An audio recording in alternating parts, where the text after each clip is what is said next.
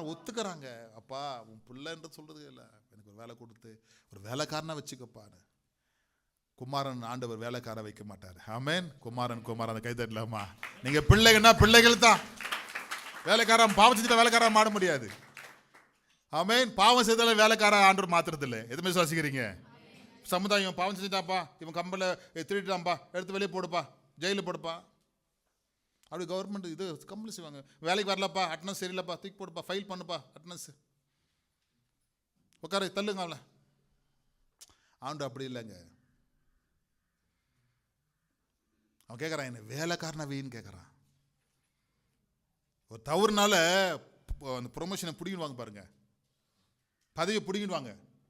பதவியை பிடுங்காத ஒரே ஒரு தகப்பன் நம்ம கர்த்தர் தான். சத்தமா அவன் கேட்டும், இல்லப்பா நீ குமாரன் தான்ப்பா. நீ யாரு?